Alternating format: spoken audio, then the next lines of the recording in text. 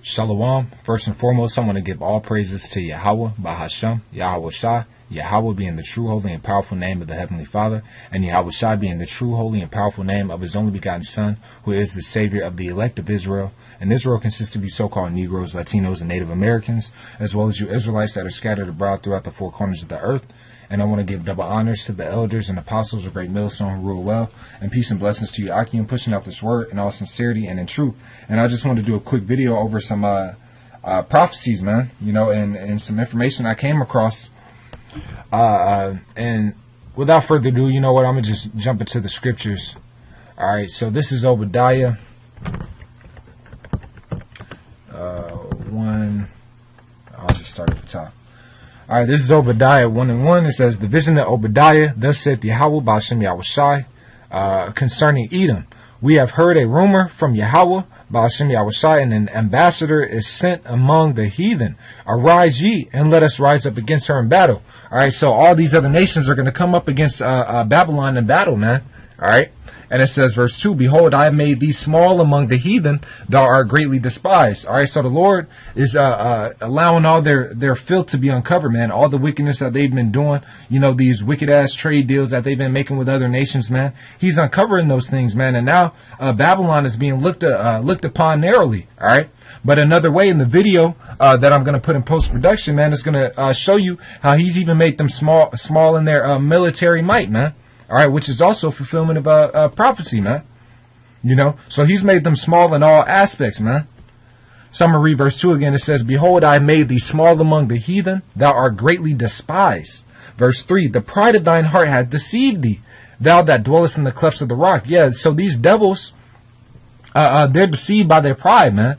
You know, they think that their military is the best, you know. And Lord willing, I'll do another video going into the military and the draft, you know, kind of going on the same vibration that the elders and apostles did a video on earlier called The Draft is Coming, or along those lines, you know.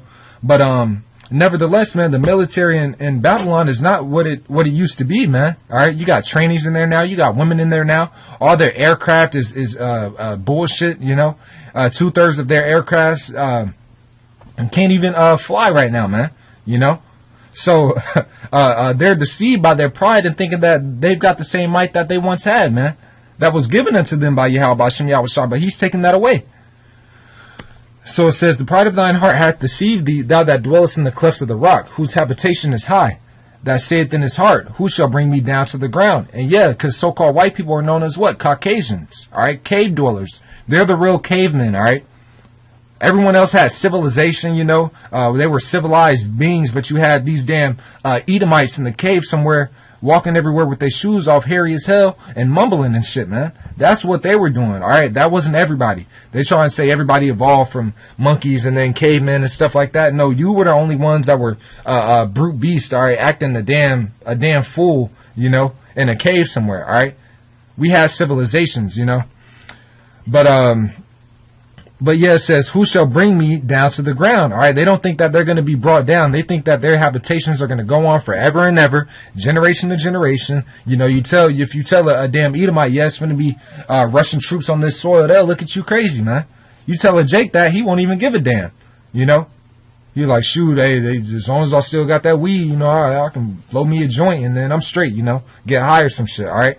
But nevertheless, man, these devils' pride has deceived them, all right? Verse 4 says, though thou exalt thyself as the eagle, and though thou set thy nest among the stars, this will I bring thee down, said Yahweh, Ba'ashem Yahweh Shai. So the Lord is going to destroy these devils, man, and He's going to bring them down, and the deterioration or the decaying of their military might is all a fulfillment of prophecy, all right? So this is Ezekiel chapter 38. And I'm going to start at verse 10. It says, thus saith Yahweh, Ba'ashem Yahweh Shai, power, it shall also come to pass, that at the same time shall things come into thy mind, and thou shalt think an evil thought. So the Lord is going to place a thought in these devils' minds, all right, in these Russian devils' minds, all right, to do what? Let's see. Verse 11, it says, and thou shalt say, I will go up to the land of unwalled villages. That's talking about Babylon, man. All right, this is the land of unwalled villages, and the video is going to explain and show you why it's the land of unwalled villages, man. And it says, I will go to them that are at rest, that dwell safely, all of them dwelling without walls and having neither bars nor gates. All right, so that's talking about their defense, man. Their military can't defend them, man. All right, the military can't defend from troops coming down on their soil, man. All right, and it says to take a spoil and to take a prey, to turn thine hand upon the desolate places that are now inhabited, and upon the people that are gathered out of the nations, which have gotten cattle and goods that dwell in the midst of the land. All right, so all these damn Babylonians, man, they're going to be spoiled by these Russian troops, man. You know? And then on top of that, man, you're going to have martial law breaking out, all types of natural disasters happening, man. It's just going to get bloody out here, man. It's going to be damn crazy as hell. A famine, you know, everybody, just all types of shit just popping off at once, man. The destruction coming upon this place is going to be like no other, all right? So I'm going to grab this last precept, and then I'll leave the video on post-production. So this is Isaiah chapter 47 and verse 7. It says, And thou sayest, I shall be a lady forever, so that thou didst not lay these things to thy heart, neither didst remember the latter end of it. Yeah, so the sentiment for this place is that they're going to always be on top, that nothing's going to happen to them, man. You know? So they're saying, thou shalt sit a lady forever, you know, nothing's going to happen to me, all right? I sit a queen, you know, that whole attitude, man. Verse 8, it says, Therefore hear now this, thou that art given to pleasures, that dwellest carelessly, all right? So the same when it was going back to that in Ezekiel, what it say? It said, I will go to them that are at rest, that dwell safely, all right? They're dwelling without care, man, thinking nothing's going to happen. So it's talking about Babylon, man. And it says, I'm going to read it from the top. Therefore hear now this, thou that art given to pleasures, that dwellest carelessly, that sayest in thine heart, I am, and none else beside me. I shall not sit as a widow, neither shall I know the loss of children. But these two things shall come to thee in a moment and one day, the loss of children and widowhood. They shall come upon thee in their perfection, for the multitude of thy sorceries, and for the great abundance of thine enchantments. All right, so the Lord is going to bring the destruction to this place swiftly and speedily, and they won't be able to defend themselves from it, all right?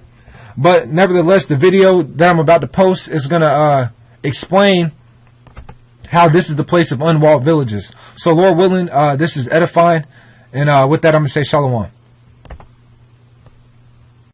This is Dabu7. At the end of the day, you have to ask, where did all the money go?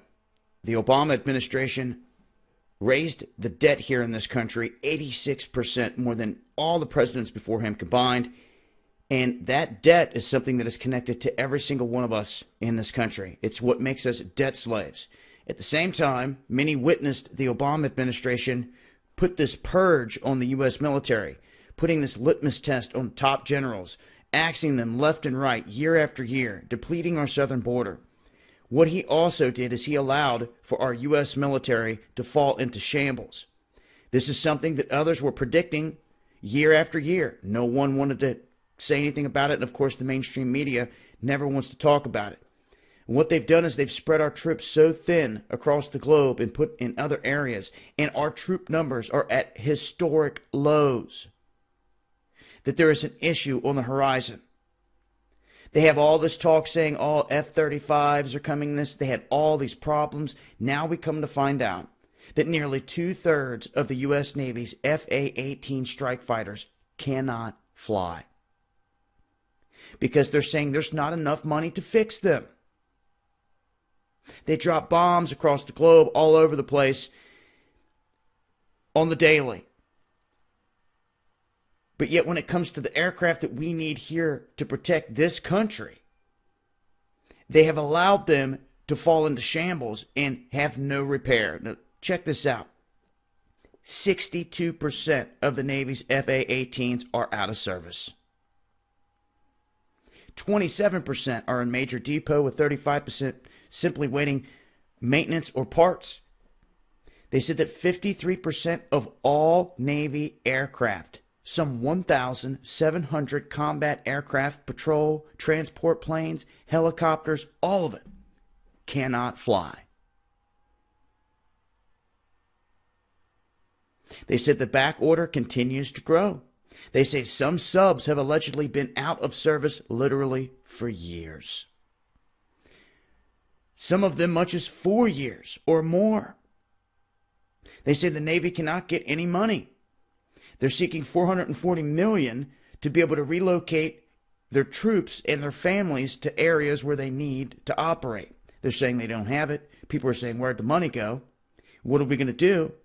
And some are saying that you cannot catch up. Even if the Trump administration gave them all the money that they needed, it would take years, his whole 4-year term, to complete this. And they're saying it has become clear, and everyone, you need to heed the sign. They're saying that it has become clear that the Navy's overall readiness has reached its lowest level in many, many years. So, wanted to make it clear, this is where we sit in terms of our military. You have to ask the question, what the hell is going on? Where did all the money go? And of course, they go out and they fight these wars across the globe. But my point to you is this: here on the home front, defending our country, they are leaving us as vulnerable as it gets. And if somebody doesn't get in here and start to fix these things and get us into a position to where we can defend ourselves, they send our troops across the globe on the offensive all the time. But what happens when we have to rely on our troops for a defensive posture? They don't have the equipment or even the manpower to do it. I've worried about this for the longest time, folks. Seems people want to keep turning the cheek to it. It's your choice. The reality is this: if things don't happen quickly to get our military in a position where they can defend us in this country, it's going to just keep us in a very, very bad position. And just imagine if other countries pick up on all this and they see our weaknesses and where we're sitting, that we can't even get half of our aircraft in the air. That's a huge problem. And if an enemy knows that, they can just automatically count out half of our fleet because they cannot take off from the aircraft carrier or the airstrip or wherever. They're grounded.